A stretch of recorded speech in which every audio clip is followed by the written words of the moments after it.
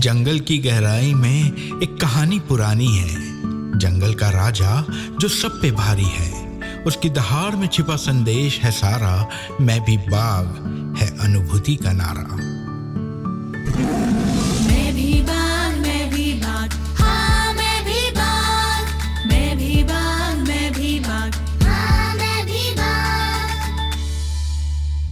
अपनी शक्ति को पहचान, बचाएंगे हम ये पर्यावरण, ये वन। अपनी शक्ति को पहचान। बाघ को बनाया है ना, ये ज्यादा नहीं हो, ज्यादा होंगे तो क्या होगा, खेतों में घुसेंगे, नुकसान करेंगे, है ना। फिर घास फूस और फल ज्यादा ना हो, इसके लिए किसको बनाया, शाकाहारी को बनाया। अच्छा, इसी तो ये वृक्ष, ये वृक्ष ऐसा होंगे, यहाँ पर यह साजा है, या बहुत सारे और भी है छोटे छोटे पौधे, गोखरू वगैरह होते कि नहीं, एक वो शुक्ल क्या बोलते हैं, शुक्ल होता है ना। तो बीज सब एक जगह गिर जाएंगे, है ना, तो क्या होगा कि वो एक जगह उगेंगे, और फिर क्या होगा, प्रकाश के लिए और पानी के लिए, सबके लिए झगड़ा होगा, है ना, और वो हो सकता है कि सब मर जाए। तो इसलिए क्या किया है ईश्वर ने, पक्षी बनाया है। हमारे शुक्र यहाँ लग जाता है ना, मवेशी की भी, गोखरू यहाँ पर मवेशी की यहाँ लग जाते हैं। तो इनको फैलाने का भी, हवा से फैलते हैं, ये पक्षियों से फैलते हैं, मवेशियों से, जानवरों से, है ना, उसको फैलाने के लिए बनाया हमने। तो अगर मान लीजिए मानव ज़्यादा होगा तो उसके लिए क्या बनाया, जैसे कोरोना जैसे रोग, महामारी, है ना, ये बनाया। तो अति जो है कभी भी ईश्वर जो है बर्दाश्त नहीं करता, ठीक है ना। तो सबको बैलेंस करने के लिए। अच्छा, जैसे मान लीजिए चूहे हैं, अब चूहे ज़्यादा होंगे तो कैसे तोड़ते, हमको तो पता नहीं होगी ना, है ना। तो ये सब हम मतलब सब जुड़े हुए हैं कि नहीं एक दूसरे से। चूहे फिर बहुत सारे कीटों को खाता है ना। उसके बाद अब हम आते हैं कीटों के महत्व पे और पक्षियों के महत्व, है ना। तो कीट क्या करते हैं, कीट का बहुत ज़्यादा महत्वपूर्ण रोल है हमारे जीवन में, सभी के जीवन में, मतलब सभी प्राणियों के जीवन में। क्या करते हैं कीट क्या कर मिलेगा, तो बताएं, जल्दी बता।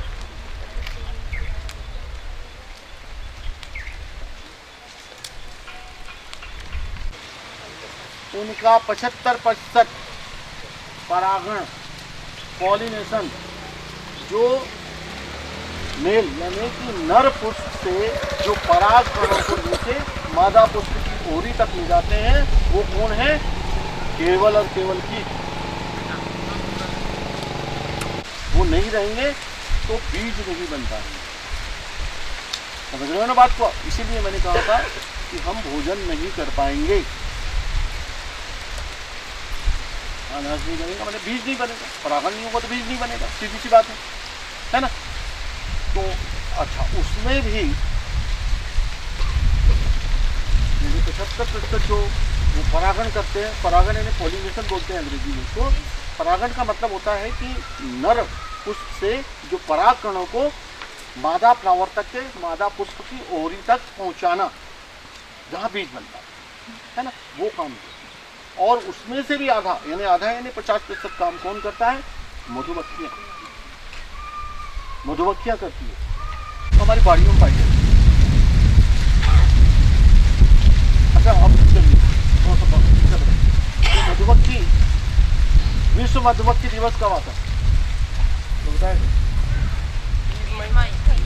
है, किसने बोला, ये वो उसने बोला, वो पहले उसने हाथ उठा ले। अब उठ गया तक देश दुनिया में कौन सा है,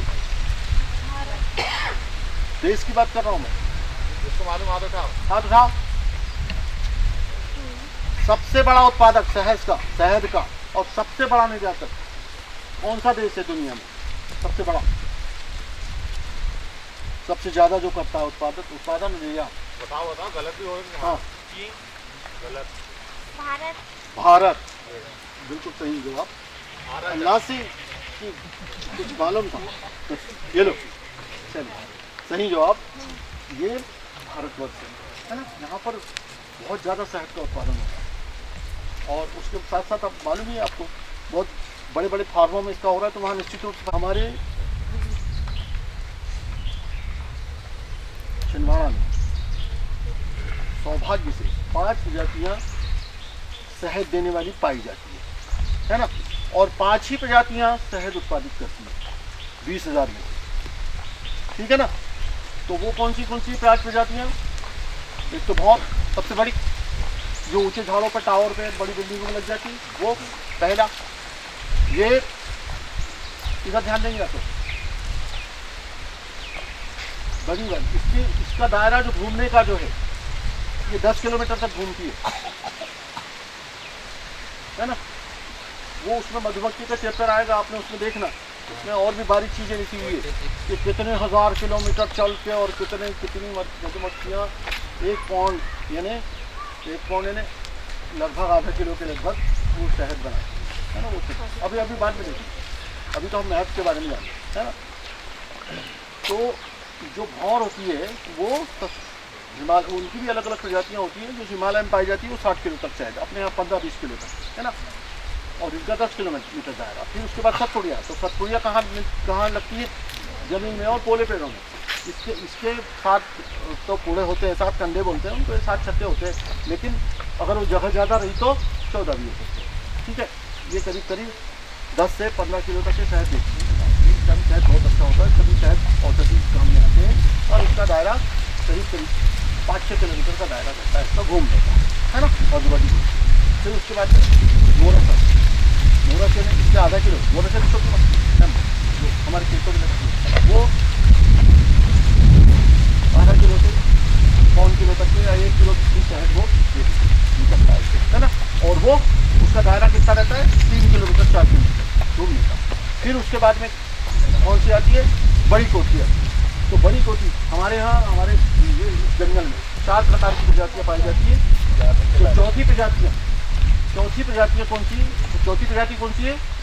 वो छोटी कोथी वो पाई जाती है। वो छोटी कोथी पेड़ों के जो खोखले पेड़ रहते हैं ना उसमें रहती है। और उसमें 50 ग्राम से 100 ग्राम शहद होता है। बहुत अच्छा शहद होता है, खट्टा मीठा होता है। अम्बाड़ा मतलब पांडुना, जो अम्बाड़ा है ना वहाँ के जंगलों में और आपके पातालकोट और महादेव की पहाड़ी वाली जंगल यहाँ पर बड़ी कोठी पाई जाती है। उसमें लगभग आधा किलो की लगभग शहद निकलता है, 1 पाव से आता है। और उसका भी दायरा 2-3 किलोमीटर घूमने से होता है। वो शहद जो है सबसे ज़्यादा महंगा होता है और वो 20,000 रुपये किलो तक बिकता है, ठीक है। तो मधुमक्खी से शहद भी बनता है। वो शहद तो अमृत है, सब लोग जानते हैं है ना।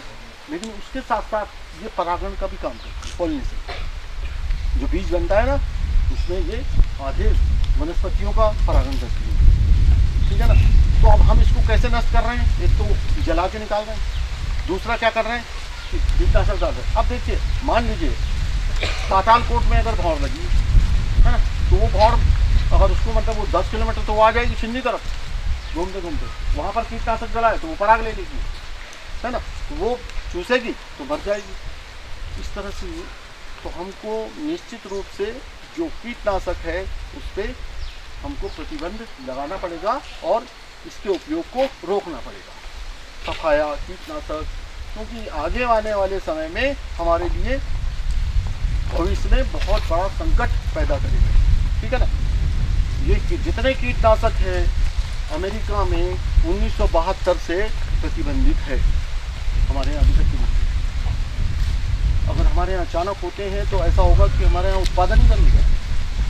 तो अब जैविक खेती की तरफ, जैविक खेती क्या होती है मालूम है आपको? जिसमें कीटनाशक का और रासायनिक खाद का उपयोग ना उसकी तरफ जा रहे हैं। किसी भी अपने यहाँ के जो पालतू जानवर भी होते हैं, मांसाहारी और शाकाहारी जानवर में क्या अंतर होता है देखने से तो बताएगा? हाँ, मांसाहारी की दांत बड़ी होती है पहले टाइप से, और शाकाहारी की दांत नॉर्मल। ये बात अपने को दिखते नहीं है, अपन देखने की बात करते हैं, है ना। देखिए ध्यान से सुनिएगा, ये बहुत अच्छी अच्छी बातें हैं। जो मांसाहारी होता है ना, उसकी आँख जो है ना, उसकी आँख की बनावट गोल होती है ना, और जो शाकाहारी होता है उसकी थोड़ा सा लंबाई भी है। हम लोग शाकाहारी हैं, शाकाहारी हैं, अलग है कि हम लोग अपनी मर्जी की पूरी कर लेते हैं, तो है ना। फिर दूसरा, उनके जो नाखून होते हैं मांसाहारी के, वो पैने होते हैं, नुकीले होते हैं।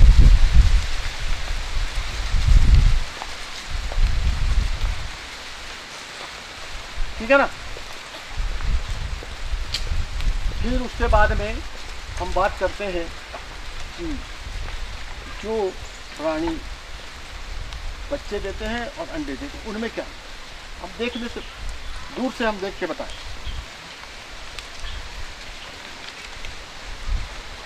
जिनके ये कान बाहर दिखते हैं वो बच्चे देते हैं, और जिनके कान अंदर होते हैं वो अंडे देते हैं। आप लोग भी ध्यान रखना चाहिए, है ना, कुछ छोटी छोटी बातें। ठीक है ना। प्रवासी पक्षी क्या होते हैं? माइग्रेटेड बर्ड, हजारों किलोमीटर दूरी से आते हैं, है ना। वहाँ पर क्यों आते हैं वो? वहाँ पर बहुत ज़्यादा ठंडी, -40 डिग्री ऐसे तापमान चला जाता है, तो वहाँ वो जी नहीं सकते, इसलिए वहाँ से यहाँ। ऐसे बहुत सारे मतलब जो है प्रवासी पक्षी है। उनमें से एक अमूर फाल्कन नाम का पक्षी है, वो लगातार 96 किलोमीटर, 96,000 किलोमीटर वो लगातार चल के आता है, वो कहीं आराम नहीं करता, है ना। तो वहाँ से जो पक्षी आते हैं, तो 40,000 किलोमीटर कोई चल रहा है, कोई 30,000 किलोमीटर लगातार चल रहा है। गर्म देशों में आते हैं वो, है ना। ध्यान से सुनेंगे, 96,000 किलोमीटर लगातार चला। अब वो ना तो रास्ते में कहीं रुक रहा है ना कहीं, तो खाना कैसे खाता है? सोता कब है तो बताएगा।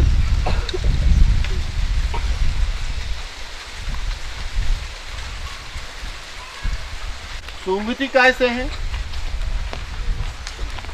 और स्वाद कैसे है? पैरों से स्वाद लेती है, और जो उसका एंटेना होता है ना ऐसा ऐसा, उससे सूंघती है, गंध लेती है ना। फिर आए अपन, जितने पशु पक्षी होते हैं, पशु और पक्षी की बात कर रहा हूं मैं, उसमें नर सुंदर होता है, और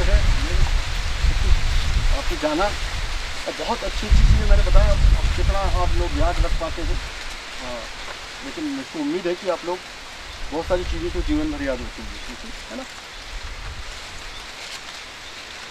अब हम पहले आपको हमने बताया कि इस वर्ष की जो थीम है, मैं भी बाघ क्यों हूँ, बाघ के बारे में बताया ना, कि बाघ के जैसा हमको पर्यावरण और वनों का संरक्षण करना है, ये बताया मैंने। अब बात आती है हमारी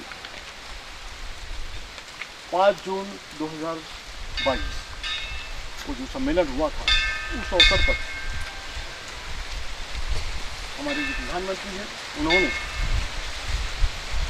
पर्यावरण के अनुकूल जीवन शैली या मिशन लाइफ, ध्यान देंगे आप लोग, मिशन लाइफ, इसका सुझाव दिया। तो मिशन लाइफ का क्या मतलब हुआ? जीवन के लिए अभियान, स्वच्छता के लिए अभियान। तो स्वच्छता के लिए अभियान क्यों चलाया गया? क्योंकि हमारे खून में ही गंदगी बच गई थी, यानी हम जहाँ पर देखो वहीं पर ही कचरा कर देते थे, गंदगी करते थे, है ना। तो फिर अभियान चलाना पड़ा ना। अभियान मतलब क्या होता है? आंदोलन, मुहिम, है ना। उधर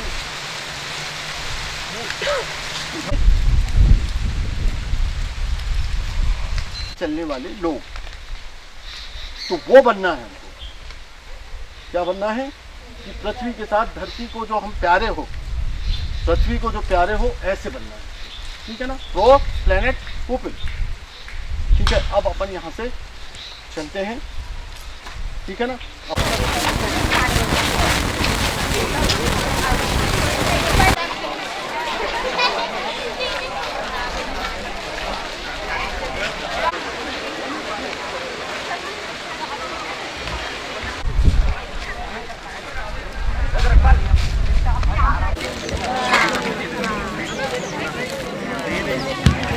समय चालू हो गया बच्चों, लिखना प्रारंभ करें।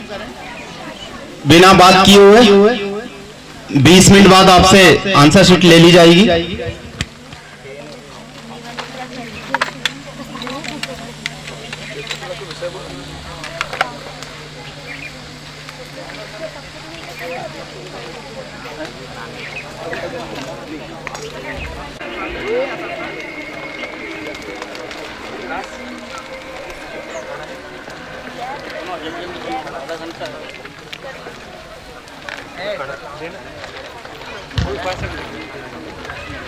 चित्रकला वाले बच्चे, पेंटिंग वाले बच्चे थोड़ा ध्यान रखेंगे। जैसा अभी निर्देश हमें प्राप्त हुआ है, आपको शाकाहारी वन्य प्राणी की पेंटिंग बनाना है। किसी भी शाकाहारी वन्य प्राणी की। इसके पश्चात श्री कृष्णा मशकोले जी, सरपंच ग्राम पंचायत दमनिया, जोरदार तालियों से स्वागत। तालियों की गड़गड़ाहट कम ना हो। इसके पश्चात हमारे रामलाल उइके जी और हमारे सहयोगी